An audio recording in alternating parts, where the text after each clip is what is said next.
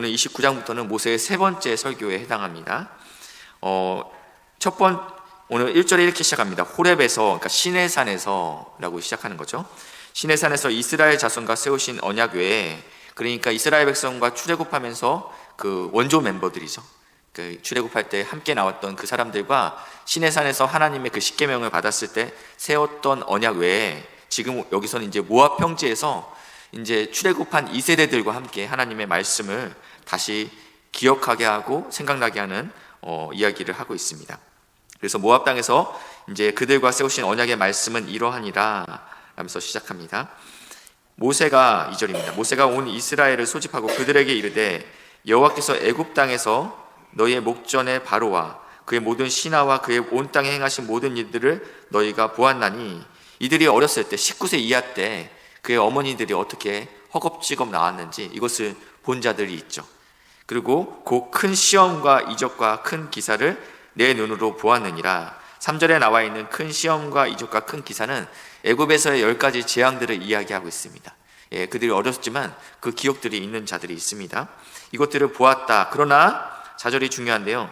깨닫는 마음과 보는 눈과 듣는 귀는 오늘까지 여호와께서 너희에게 주시지 아니하였느니라. 정말 안 줬다라는 의미가 아닙니다. 출애굽기 9장 20절 말씀 잠깐 제가 읽어드리겠습니다. 9장 20절부터 21절 말씀인데요. 10가지 재앙을 애굽 땅에서 행했을 때 반복적으로 나오는 표현들이 있는데, 바로의 마음이 완악하였다라는 표현들이 계속 반복해요. 그렇죠? 첫 번째 재앙, 두 번째 재앙, 이렇게 완악했다라는 표현이 계속 나와 있는데 9장 20절에는 이렇게 표현되고 있어요. 바로의 신하 중에 여호와의 말씀을 두려워하는 자들은 그 종들과 가축을 집으로 피하여 들였으나, 우박의 재앙이 내릴 것을 예언했죠. 말씀 선포했죠. 그러니까 지금 계속적으로 재앙이 임하고 나니까 이의 말씀을 두려워함으로 자신의 종들과 가축들을 집으로 대피시킨 사람들이 있습니다. 그러나 21절 여호와의 말씀을 마음에 두지 아니하는 사람들은, 이것이 완악한 마음입니다. 이것이 눈과 귀와 마음이 굳어있는 사람들의 특징이라는 것입니다.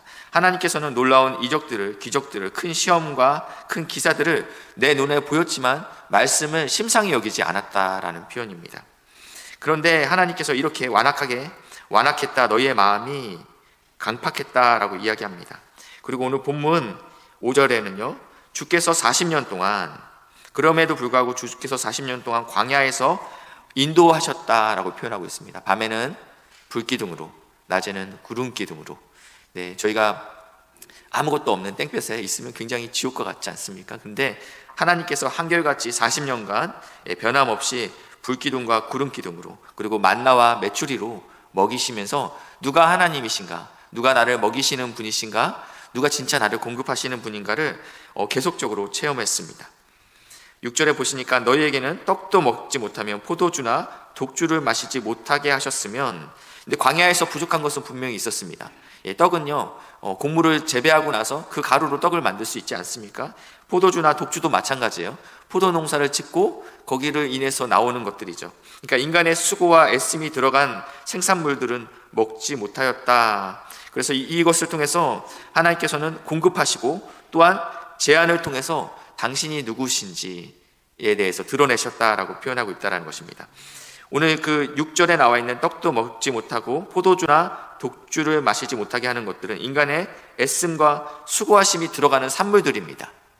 그러니까 너의 수고로 인해서 먹는 것이 아닌 하늘로부터 내려오는 것을 너의 먹이심으로 인해서 결국은 무엇을 가르치기 원하시냐면, 6절 하반절에 주는 너희의 하나님 여호와이신 줄, 하나님이 너희의 공급자이신 줄 내가 광야에서 가르치고 있다라는 것입니다. 7절입니다. 너희가 이곳에 올 때, 이제는 장소가 애굽 땅에서 하나님께서 어떻게 너희를 가르치셨는지, 그리고 광야에서 너희를 어떻게 가르치셨는지. 지금 이 모압 평지까지 왔을 때 전쟁이 있었거든요.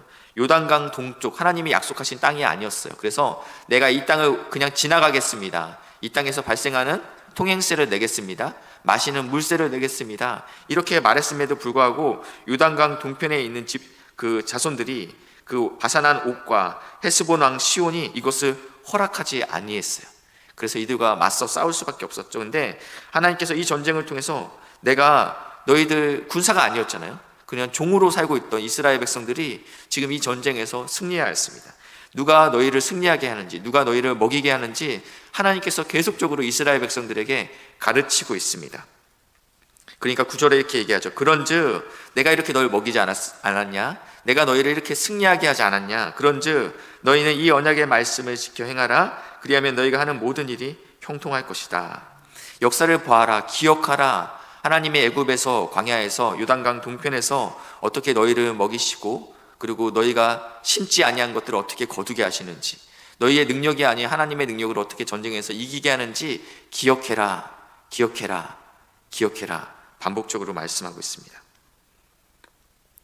이러고 나서 이제 언약의 대상 10절입니다. 오늘 너희 곧 너희 수령과 너희의 지파와 너희 장로들과 너희의 지도자와 이스라엘의 모든 남자들과, 여기까지는 이제 저희가 지도자급이다, 대표가 되는 사람들이다 라고 생각할 수 있는데 11절이 은혜가 되죠. 너희의 유아들과 너희의 아내와 및 내 진중에 있는 개까지, 그리고 너희를 위하여 나무를 패는 자들로부터 물 깃는 자까지, 그러니까 종들까지 다 이 언약의 대상에 해당된다라는 것입니다. 네, 그러니까 하나님께서 우리 모두를 하나님의 언약 백성이다, 하나님께서 이스라엘 백성, 아브라함의 백성만 부른 것이 아니라 그 아브라함 이스라엘 민족 안에 있는 종들까지 다 언약의 백성이다 라고 말씀하고 있습니다. 이 언약의 목적은 12절 13절에 나와 있는데요, 내 하나님 여호와의 언약에 참여하며 또 내 하나님 여호와께서 오늘 내게 하시는 맹세에 참여하여 여호와께서 내게 말씀하신 대로 내 조상 아브라함과, 그러니까 이 언약이 사실은 시내산에서 체결됐다고 하지만 더 근본적으로 올라가면 아브라함 때부터, 그리고 이삭과 야곱에게 맹세하신 대로 하나님께서, 제가 28장 복에 대해서 이야기하면서 이 복이 우리의 어떠한 자격에 의함이 아닌 하나님께서 언약을 맺으셨기 때문에 당신의 언약을 신실하게 지키시기 위해서 우리에게 복 주길 누구보다 간절히 원하신다 말씀하셨는데, 마찬가지로 하나님께서 우리에게 언약을 맺으셨는데 이것이 아브라함과 이삭과 야곱에게 맹세하신 것이다. 근데 이 언약은 왜 맺으셨느냐? 오늘 너를 세워 자기 백성 삼으시고 그는 친히 내 하나님이 되시려 함이니라. 아멘. 하나님께서 우리를 부르신 목적은 우리를 써먹기 위해서 부르신 것이 아니고, 하나님께서 너 내 아들, 너 내 딸 됐으면 좋겠어, 내가 너의 하나님 되기 원한다, 우리와 함께 교제하기 원해서, 그리고 우리와 관계를 맺기 위해서 우리를 언약 백성 부르셨다라고 말씀하고 있습니다. 오늘 이 말씀 기억하시면서 또 하루를 살아내는 복된 은혜가 있기를 주님의 이름으로 축복합니다. 기도하시겠습니다.